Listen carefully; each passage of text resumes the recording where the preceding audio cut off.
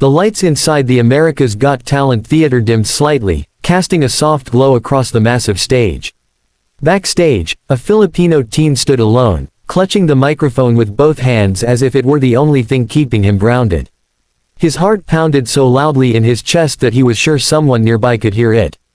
Every breath felt heavy. This was not just a performance, it was the moment he had dreamed about for years, the moment he had replayed in his mind on countless sleepless nights. He was young, barely into his teens, with an innocent face that still carried traces of childhood. His suit was simple, slightly loose at the shoulders, borrowed and carefully pressed by his mother the night before. She had stayed up late, her fingers moving slowly over the fabric, praying quietly with every fold. That memory flashed through his mind now, making his throat tighten. He closed his eyes for a second and whispered to himself, "This is for you. This is for all of us." A stage assistant gently touched his shoulder. "You're up," she said softly. His legs felt weak as he took his first step forward. The curtain parted, and suddenly the world changed. Bright lights flooded his vision, forcing him to squint. The audience appeared like a sea of shadows and faces, stretching endlessly into the darkness. Thousands of eyes were on him. Thousands. His stomach twisted with fear. He walked to the center of the stage, each step echoing loudly in his ears. The applause that greeted him was polite but uncertain. People smiled, some clapped warmly, others watched curiously, wondering who this quiet boy was and what he could possibly bring to a stage that had seen so many incredible talents before. He stopped at the center mark, took a deep breath, and looked toward the judges' table.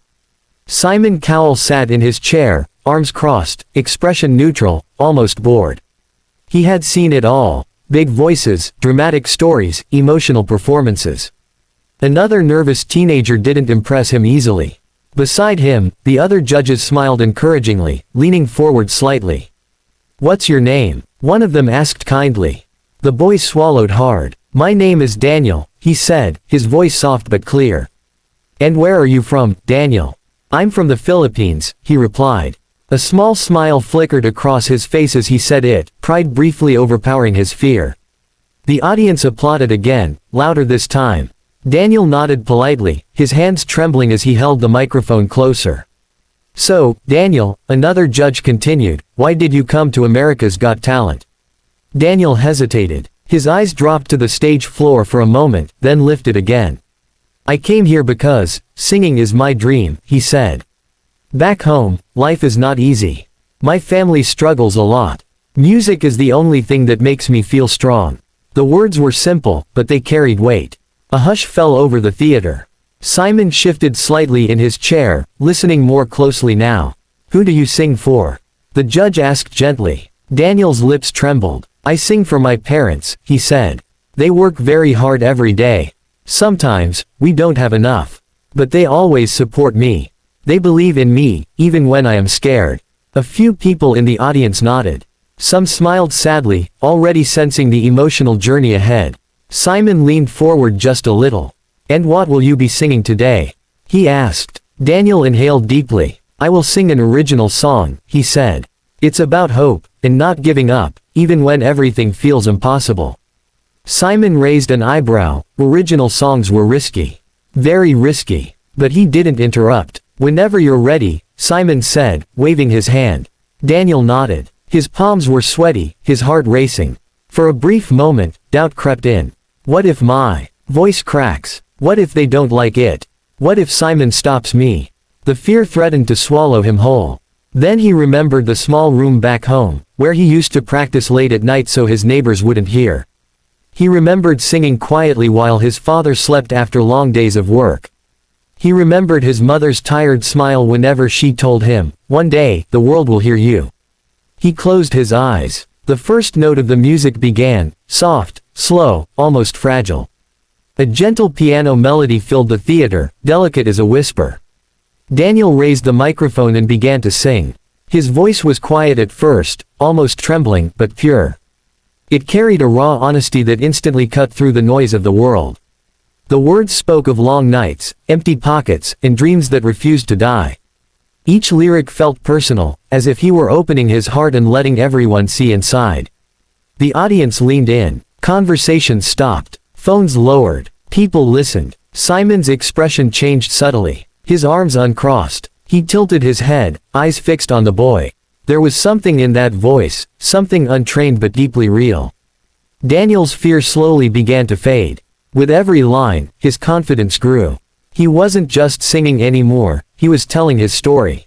His shoulders straightened, his voice steadied, emotion poured out with each breath. The theater felt different now, heavier, quieter, charged with feeling. A woman in the front row wiped her eyes. Somewhere in the crowd, someone whispered, "Wow." As the song moved forward, Daniel opened his eyes and looked straight ahead, no longer afraid of the lights, the judges, or the audience. This was his moment. This was the beginning. And without realizing it, the shy Filipino teen had already taken the first step toward changing his life forever. The piano melody deepened, growing richer and more intense, as if it were breathing alongside Daniel. What had begun as a gentle whisper of sound now slowly wrapped itself around the entire theater. Daniel felt it in his chest first, a warmth, a pull, guiding his voice forward. The fear that once shook his hands was fading, replaced by something far more powerful, truth. He lifted his chin slightly and let the next line flow freely. His voice grew stronger, fuller, carrying a quiet strength that no one in the room had expected from someone so young. Each word landed with meaning, not polished or perfect, but honest. The lyrics spoke of early mornings and tired eyes, of parents who worked through pain, of dreams hidden behind smiles meant to hide hardship. It was a story many in the audience knew well, even if they had never lived it themselves. A hush fell over the crowd, not the awkward silence of uncertainty, but the sacred stillness of attention. No one coughed. No one shifted in their seat. The theater felt suspended in time. The camera cut to the judge's table. One judge pressed a hand to her mouth, eyes shining. Another leaned forward, elbows on the table, completely absorbed. And Simon Cowell, known for his sharp tongue and harder heart, sat unusually still.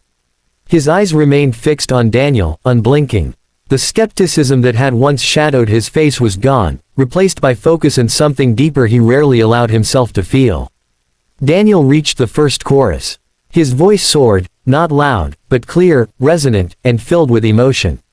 The sound seemed to rise above the stage lights, above the seats, above the walls themselves.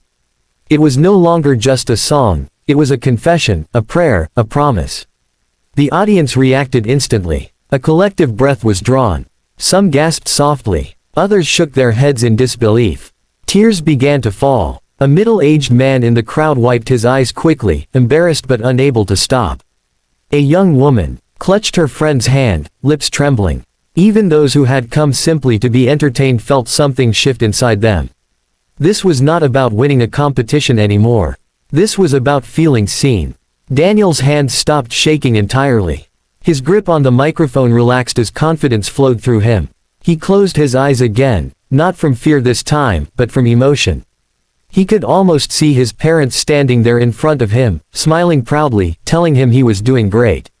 The music pulled back briefly, allowing his voice to stand alone.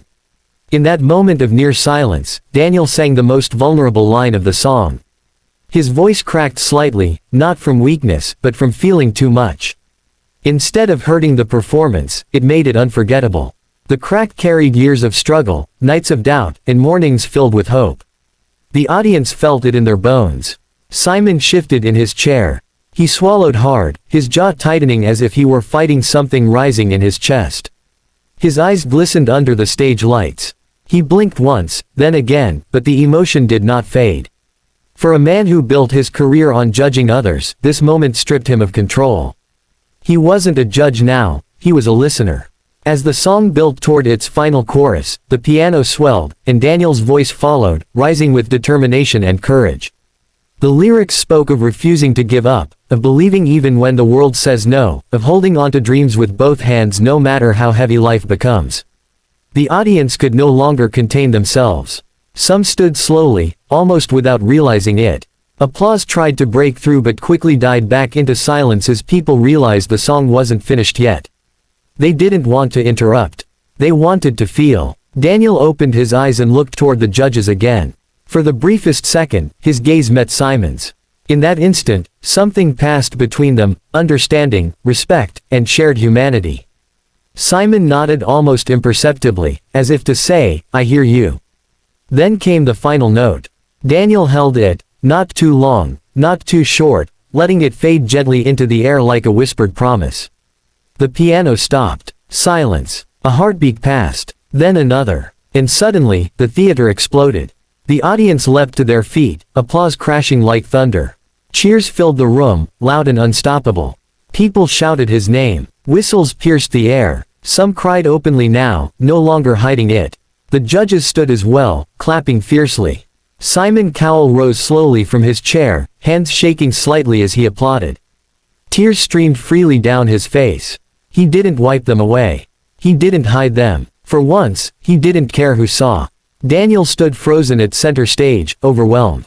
His eyes widened as he took in the sight, thousands of people standing for him. His knees felt weak again, but this time it wasn't fear. It was disbelief. He covered his mouth with one hand, tears spilling down his cheeks as he bowed slightly to the audience. His dream, once so distant it felt impossible, was now unfolding in front of him. And in that unforgettable moment, everyone in the room knew they had just witnessed something rare.